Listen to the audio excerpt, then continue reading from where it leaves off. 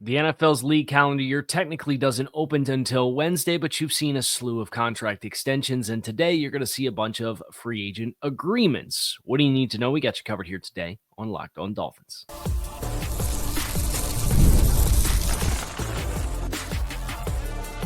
You are Locked On Dolphins, your daily Miami Dolphins podcast, part of the Locked On Podcast Network, your team every day.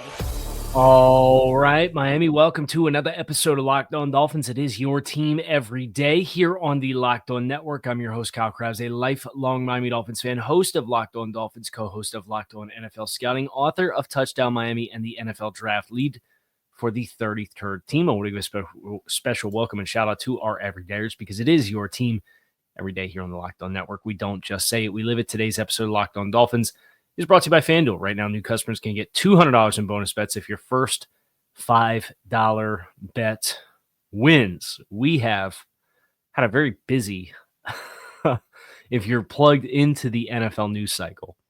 This thing kicked off around dinner time last night, and you've seen contract extensions, you've seen contract renegotiations, you've seen teams agree to terms to trade players, be that DK Metcalf going from Seattle to Pittsburgh, whether that's Josh Allen getting a record-setting, air quotes, and we'll get into that a little bit in segment 2, record-setting contract extension, whether that is just this morning as I hit record, Devon Godchow has agreed to terms from New England to be traded from the Patriots to the Saints for a 7th-round pick, whether that's players that are scheduled to hit free agency, like Jamien Sherwood, the linebacker from the Jets, has agreed to terms on a 3-year, $45 million contract extension with $30 million in guarantees. He's going back off the market. We sat here and we fantasized about a lot of these different names, and what you've seen is teams at the midnight hour, because deadline spurs action, are retaining their own talents. And that's whittling the pool for the free agent market and the free agents that are available. And what that is inevitably going to do is that is going to cause the price of the players that are on the market to go up. It's that whole supply-demand concept in a real time, in a real-life application, and not just in your econ books in 8th and 9th grade, right? So here's what I want to do today on the show. I do want to acknowledge some of the spending that is happening. The dollar amounts for players like a Jamien Sherwood getting $15 million a year. It's a hefty dollar amount for an off-ball linebacker. Because we obviously spent all of last week looking at a blueprint of proposed dollars, and the dollars are probably going to be higher. And the more re-signings that happen, the higher the dollars for the players that are available in the market is probably going to be in the first wave of free agency. I also want to help put the numbers you're getting in perspective from 2 ways. Agents love to get your specially worded report out from the national media to help paint the right picture that they want to control the narrative of a contract extension. We'll look a little bit into that, and then we're going to look at how I am going to be looking at some of these contract extensions through the lens of salary cap inflation. And we'll talk a little bit about that towards the end of the show as well. So when you look at deals that have started to come into place, Jamien Sherwood, for example, we'll just use that one. That's a 3-year, $45 million contract. Nick Bolton signed a very similar deal yesterday as well. And then early last week, not along this midnight push here, Zach Bond signed a 3-year, $51 million contract. From a average salary basis, these are now 3 of the top 6 contracts at the off-ball linebacker position. Zach Bowen, $17 million a year, is only behind Tremaine Edmonds, Fred Warner, and Roquan Smith. Jamien Sherwood and Nick Bolton are tied for 5th. And then last year's free agent belle of the ball, Patrick Queen, is 13.6. He's now 7th. And then Terrell Bernard yesterday signed a contract extension, not yesterday, this past weekend, signed a 4-year, $50 million contract extension for 12.5, right? So that's now become the upper echelon of off-ball linebackers, where you wind the clocks back 12 months and 1 week, And you were looking really at only a handful of linebackers that were up over $10 million.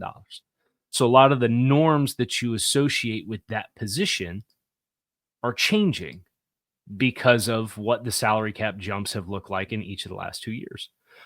Trey Smith signed his franchise tag tender yesterday, so he's off the market. The guard market's been pretty static. There's not a lot of new additions to this group. Now, there really weren't a lot of heavy hitting Hall of Fame type players or marquee free agents in that group. And you've had names like Shaq Mason from the Texans, who was formerly from New England. They've now been added into the pool because they were cut. As you look at the available market here, put it in the back of your mind that you didn't see a lot of movement at this position. Offensive tackle, you obviously had the big one was the free agent or the resigning of Alaric Jackson for the Rams. But then you had Jake Matthews just got a 2-year reworked contract at 22 and a half. That puts him 7th amongst NFL offensive tackles. You got Devontae Smith at wide receiver that's signing for $26 million per, or I guess it's $23 million per season, 2-year, $46 million contract with the Rams. Healthy dollar amounts. The vast majority of these names, though, I think it's a good thing that the spending is going here. Now, Miami, you'd like to see them create more wiggle room as they go throughout their free agency process, because the cost of doing business probably means those upper echelon contracts that we put out in the blueprint, you're probably going to need to tack on 25% to, because it's the open market surcharge and it's perceived to not be a good class. But there's also some reporting for some of these contracts that I don't want to say is disingenuous, but it certainly does change the perspective of the contract when you get the full details of the contract. I got a great example of that, and it's something to keep your head on a swivel for here in the next week or so through the first wave of free agency. We're going to get into that next here on Locked On Dolphins. Stick with us. This is a message from sponsor Intuit TurboTax. Taxes was waiting and wondering and worrying if you were going to get any money back this year, and then waiting and wondering and worrying some more. Now Taxes is matching with a TurboTax expert who could do your taxes as soon as today. An expert who gives your taxes their undivided attention as they work on your return, while you get real-time updates on their progress so you can focus on your day. An expert who will find you every deduction possible and file every form, every investment, and everything with 100% accuracy. Also, you can get the most money back guaranteed. No waiting, no wondering, no worries. Now, this is Taxes. Get an expert now on TurboTax.com. Only available with TurboTax Live full service. Real-time updates only in the iOS mobile app. See guarantee details at TurboTax.com/guarantees. Tommy Tremble's contract, and it's a tight end contract. This is a tight end market that's pretty lean.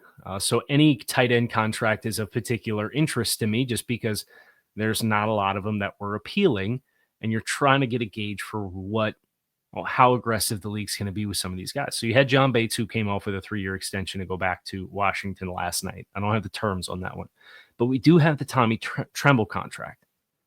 And Tommy Tremble was a young 24-year-old tight end from Carolina, formerly played at Notre Dame. I think could have done some things that could have made some sense within the Dolphins offense, but the numbers of his contract when it was first reported was 2 years, here's the magic words, up to $16 million per season. And everybody sees 2 years, $16 million for Tommy Tremble, and good old Tommy Tremble, and I like Tommy Tremble. But Tommy Tremble's career production in the passing game is, I think the most polite way to say it would be, modest. He had 23 catches for 234 yards last year, which was career highs in every mark. And this is a 2-year, $8 million contract. So people are losing their minds. But here's the thing about reporting contracts. Whoever gets the scoop first obviously is fed the dollars by somebody in the know, typically the agent, who helped facilitate the deal. And it benefits them to have as robust of a number out in front at first, because that's the world we live in. You live in headlines. So your headline is this, and then everybody forgets to follow up on the details, and the next headline comes out, and now all the goldfish bring their attention over here, and they're looking at the next shiny thing, right? Tommy Tremble's contract had a $10.5 million base. So more than 1/3 of this contract is fluffed, incentivized money. The base terms of the contract are 2 years, $10.5 million, which 5.25 is still not small money, but 5.25 is that's 23rd in the NFL amongst NFL tight ends, versus the originally reported terms. I mean, you're talking a top 15 contract. I mean, Mike Gesicki signed his contract extension in Cincinnati for 8.5 per, and he's tied for 14th. He's pushing top 12 contract, and that's what the reported terms on the Tommy Tremble deal were. But in reality, Tommy Tremble's got incentives that is worth up to almost half of your annual salary each year that you have to earn with your play on the field, many of which are probably unlikely to be achieved. But that's how they get you. So you're going to get some contract that you are just going to be dumbfounded with the sticker shock around. And it's going to make you really uncomfortable. And you're going to say the Dolphins aren't going to be able to sign anybody in this market. And that's not true. They will. Now, the dollars, again, may be higher. But remember to follow up, because that's what the agencies want. They want you to get the headline, process, years, big number, that's it, and lose your mind. And then you're going to go off to the next one, and the same thing's going to happen. So for the Dolphins in particular, one of the things that they have done is they have put a decent amount of stipulated dollars and incentives to be earned on the field into a lot of their contracts to give more earning potential based on playing well if you're willing to bet on yourself. I would expect you may see the Dolphins sign a couple of players throughout the course of this week where your jaw kind of falls open. You say they gave that player that amount of money. Free agency, this team's doomed. And the team may not have success this year, but doing a free agency contract in this market, while you do kind of have to have some more conviction and you need to have some guts, especially if you're not going to go out and get the Jordan Poyers of the world, right? Where that wasn't a very ambitious contract that the team did. I would love for you to have smart ambition, but yeah, you do need ambition. So if that means if Will Fries at offensive guard is your guy, and you really believe that, and you're projecting him into this scheme as a 27-year-old player, and that means if your budget was 12 like mine was, knowing full well that inflation's going to go crazy and there's probably going to be a lot of competition here, and that means you need to pay 15, or if that means you need to play 16.5, or if that means you need to play 17. If you're totally convicted on getting a player in a spot, that's you do what you have to do. And I think the Dolphins are going to be in a position to do that. I would hate for them to not go get any of the marquee choices that they may have internally, whoever those players may be, because they don't want to lose in value, with air quotes. And that is a concern that I have, because typically Chris Grier has been very calculated in that regard. But it's go time. A lot of you guys have pointed out, like how, the budget and the simultaneous juggling of long-term and short-term objectives is fine, but it is go time, right? There's a hot seat element here, to which I understand and agree. So if that means, whether that's Nate Hobbs needs $9 million per season, whether that's somebody that I don't have, if that means Paulson Adebo at 15, if that's one of your guys, or 18, don't be surprised when a few contracts come through this Rolodex here and you say, oh, wow, okay, like, can we sign anybody else? Yes. The answer is going to be yes. And I want to get into part of the reason why that is the case, and part of the reason why these dollars keep going up at such an extreme rate. and how you can look at contracts in a way that may potentially change how you process the contracts. It's coming your way next. Stick with us. March Madness is here, and FanDuel is giving you the chance to get in on the action like never before. Right now, new customers can get $200 in bonus bets when your first $5 bet wins. That's $200 extra bucks to use on everything from buzzer beaters to Cinderella stories, or even who's cutting down the nets. If you have your eye on a few underdogs this year, FanDuel makes it easy to back them with spreads, totals, and game props. The FanDuel app is super easy to use.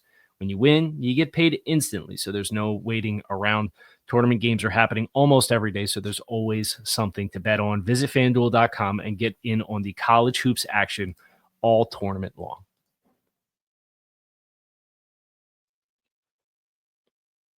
Percentage of cap is a very healthy way, and I have the perfect contract to point to for this.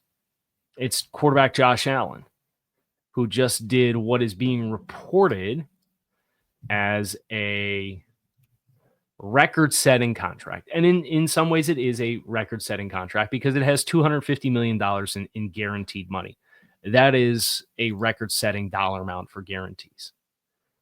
That tops the next highest practical guarantee was Dak Prescott at 231 when he signed with his, which topped Deshaun Watson's 230 when he signed his fully guaranteed contract when he got traded to the Browns.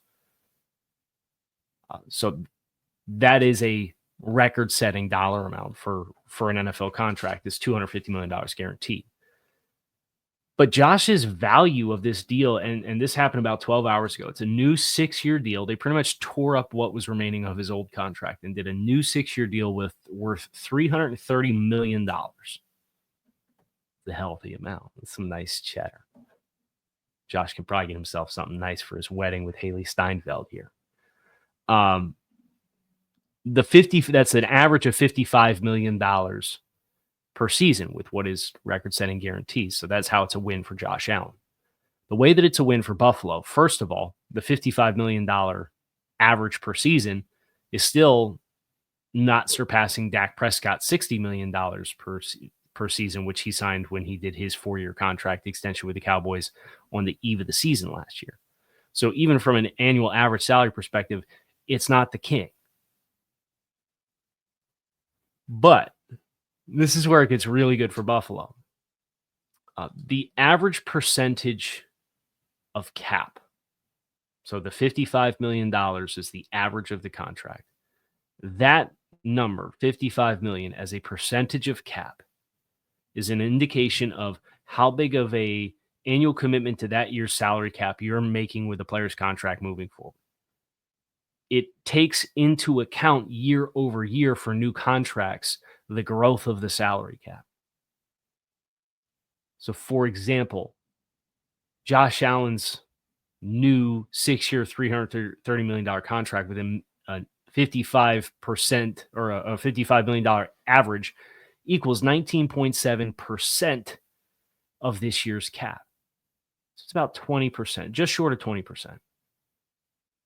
To put that number in context, Joe Burrow, when he signed his $55 million a year contract extension with the Bengals, it was when the cap was not at 279.2.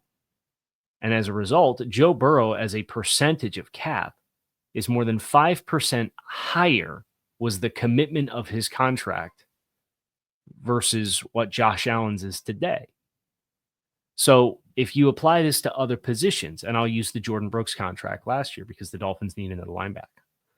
From an annual average salary, percentage of cap perspective for off-ball linebackers, Jordan Brooks, his contract last year was worth 3.43% of the cap.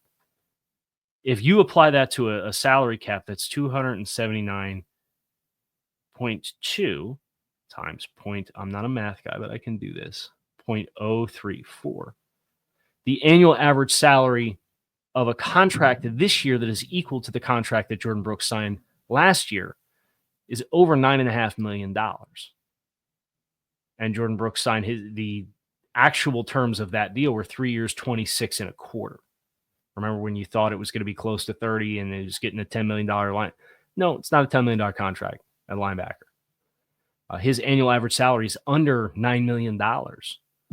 So you have to add $750,000 this year to have a contract this year at off-ball linebacker that is equal to the commitment that the Dolphins made to Jordan Brooks last year.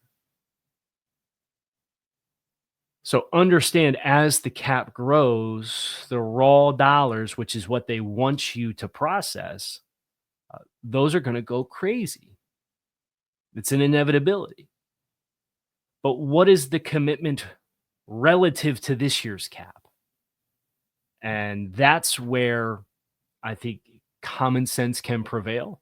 I think that's where the context lies. And I know context and contracts is things that are very complex. What other words can I throw in with a C here if you like Dr. Seuss? That's not what typically is at the root of content consumption, and especially off-season championships and free agency and this, that, and the other thing. So I understand. I'm not talking to everybody now. And if you made it this deep into this portion of the show, I probably don't need to tell you that, because you probably already kind of have that frame of mind and hunger for the deeper, the deeper why of a contract, or how with a contract. But if your friends, or if you catch yourself, I caught myself wondering if I was going to stray off the path of my own beliefs this offseason when it came out Dallas Goedert might be available for the Eagles via trade for potentially as little as a future fourth-round pick, not even this year's fourth-round pick. And I caught myself. I said, man, Dallas Goedert, loved him when he came out of South Dakota State. Inline tight end, receiving profile, future fourth-round pick, pressure to win season. Maybe we could just, and then I said, Kyle, he's got injury and durability issues, and he's due $15.5 million this season in a contract year. It flies in the face of what you want to do. Now, the Joey Bosa, the Dolphins reportedly, according to Diana Rossini, have some interest in adding Joey Bosa to their ranks, and that's the kind of move that I feel like is somewhat counterproductive.